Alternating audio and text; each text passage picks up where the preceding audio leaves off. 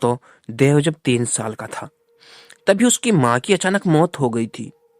उसकी माँ के बिना भी उसके पापा शिवम ने उसे बड़े लाड प्यार से पाला था। उसके प्यार में कभी कोई कमी न रहे, इसलिए शिवम ने कभी दूसरी शादी नहीं की थी। शिवम एक फॉरेस्ट ऑफिसर था। उसे सरकार से सब कुछ मिलता था, गाड़ी, बंगला, पैसा, और इसी के साथ साथ एक और चीज भी मिलती थी, सरकारी ऑर्डर। साल के पहले ही दिन 1 जनवरी को शिवम को एक ईमेल मिला। उस ईमेल के मुताबिक उसका तबादला अड़गांव में किया गया था और उसी रात को उसे अड़गांव के लिए रवाना होना था। शिवम ने बड़ी मिन्नतें और वादे करके अपने बेटे देव को नई जगह शिफ्ट होने के लिए मनाया था। वो दोनों सुबह 11 बजे अड़गांव पहुंचे। अड़गांव पहुंचने के बाद वहां का मनमोहक नजारा देखकर खुशी से चिल्लाते हुए देव यहाँ वहां भागने लगा। वो उछल कूद करने लगा क्योंकि वहां बच्चों के खेलने के लिए एक काफी बड़ा पार्क था, जिसमें बहुत सारे झूले, स्लाइड, स्विमिंग पूल और बहुत सारी खेलने की चीजें मौजूद थी। देव को खुश देखकर शिवम के नए सेक्रेटरी शुभम के मुंह से निकल गया कि आपसे पहले वाले एक अफसर ने यह पार्क उनके बच्चों के लिए बनवाया था।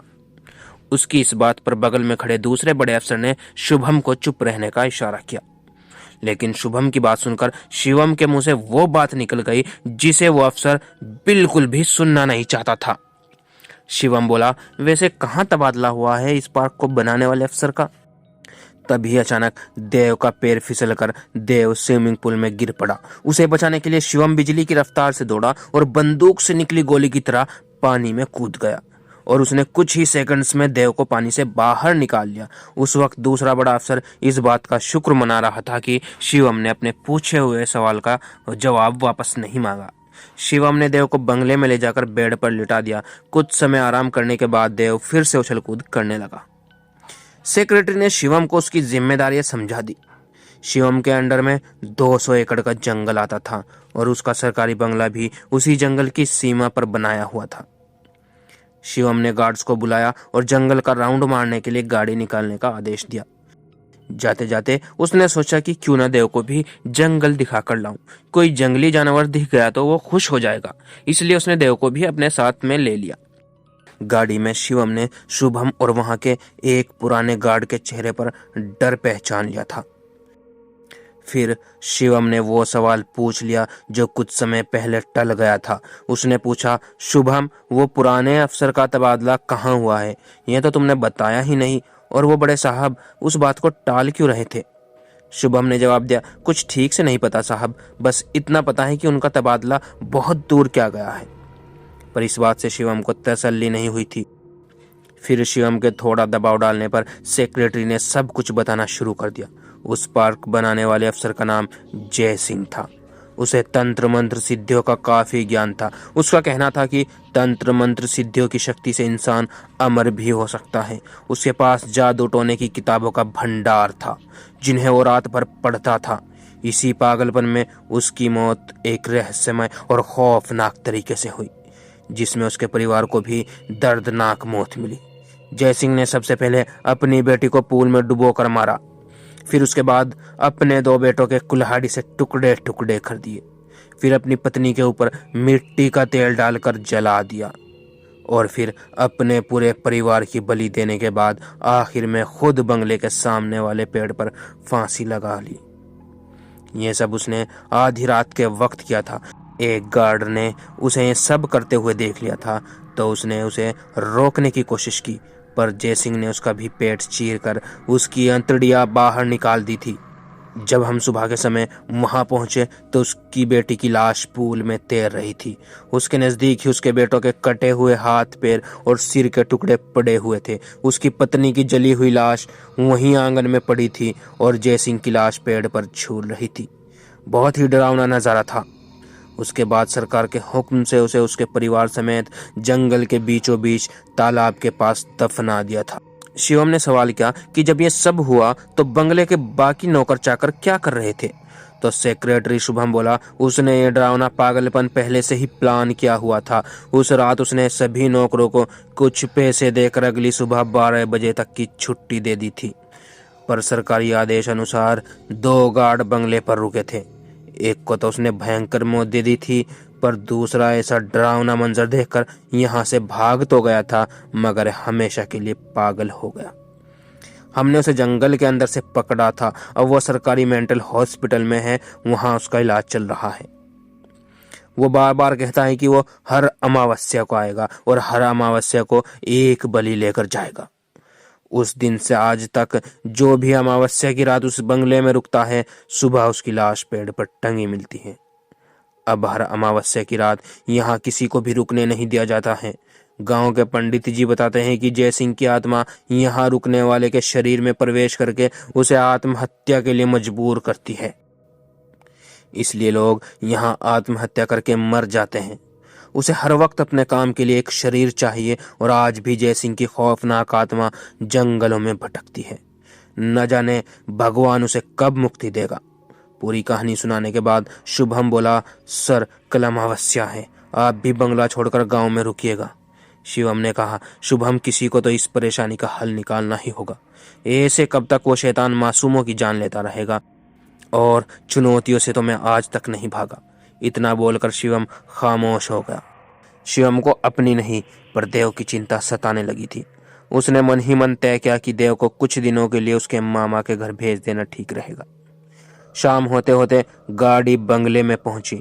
सब बिना कुछ कहे गाड़ी से उतरकर अपने अपने काम में जुट गए। उनके जंगल से आने तक नौकरों ने रात के खाने की तैयारी कर ली थी। सभी गार्ड्स रात का खाना खाकर नाइट शिफ्ट में तैनात हो चुके थे और गांव के लोग जो खाना बनाने और साफ सफाई करने के लिए आते थे, वो दिन ढलने के बाद ही राम राम का जाप करते हुए अपने घर पहुंच चुके थे, क्योंकि गांव के लोग उस बंगले में रात को रुकने से डरते थे।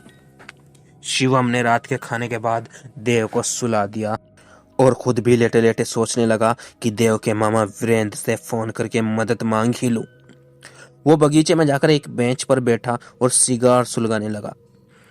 तभी सन्नाटे को चीरती हुई आने वाली एक चीख ने उसे डरा दिया। वो आवाज गार्ड्स की थी। शिवम गेट की तरफ तेजी से भागा। वहां पहुंचने पर जो नजारा शिवम की आंखों ने देखा था, उससे उसका कलेजा कांप उठा था, क्योंकि मौत का तांडव शायद अमावस्या से पहले ही शुरू हो चुका था। उन दोनों गार्ड्स की लाशें गेट के पास ही पड़ी थी। शिवम ने वक्त जाया नहीं किया। वो तेजी से देव के कमरे में पहुंचा, पर देव अपने बेड पर नहीं था। शिवम उसे आवाजें देते हुए सभी कमरों में देखने लगा। शिवम की आवाज सुनकर शुभम अपने कमरे से बाहर निकला। शिवम ने बाहर जो कुछ देखा उसे सब बता दिया। फिर दोनों मिलकर देव को ढूंढने लगे। तभी स्विमिंग पूल के पानी में कुछ जोर से गिरने की आवाज आई, तो दोनों घर के बाहर स्विमिंग पूल की तरफ भागे। वहां स्विमिंग पूल पर देव एक आदमी के साथ पानी पर खड़ा था। शुभम कांपती हुई आवाज से बोला, जय सिंह। वो प्रेतात्मा शिवम को देखकर हंस रही थी, मानो वो देव को अपने साथ किसी और दुनिया में ले जाने आई हो।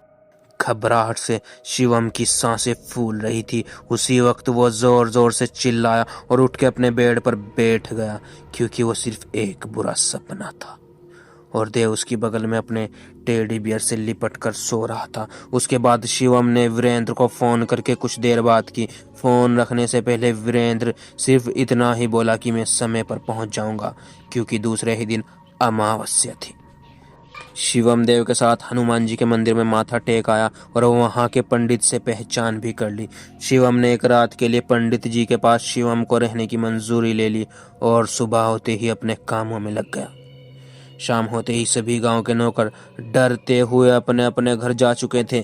शिवम की हिम्मत देख के उसके साथ 2 गार्ड्स और शुभम भी रुक गया था। शिवम ने उन्हें अपनी योजना बताना शुरू की। शिवम ने कहा, जय सिंह की आत्मा को अपने काम को अंजाम देने के लिए एक शरीर की आवश्यकता होती है। उसे हम में से किसी को मारने से पहले उसके शरीर में प्रवेश करना होता है, तो हम सबको बस उसे कुछ देर के लिए उलझाना है। जिसके शरीर में जय सिंह की आत्मा होगी उसे पकड़कर या फिर बांध कर रखना होगा। उसके बाद हमेशा के लिए उसे मुक्ति मिल जाएगी। ठीक रात के 12 बजे एक गार्ड ने शुभम का गला दबाने की कोशिश की। उसे काबू में रखने के लिए सबने उसे पकड़ लिया, पर उसमें इतनी ताकत आ गई थी कि उसने सबको दूर फेंक दिया। किसी तरह उस दूसरे वाले गार्ड और शुभम ने उसे रस्सियों में फंसाकर कुछ देर के लिए काबू कर लिया। तब तक शिवम ने बंदूक की एक गोली आसमान में चलाकर किसी को सिग्नल दे दिया।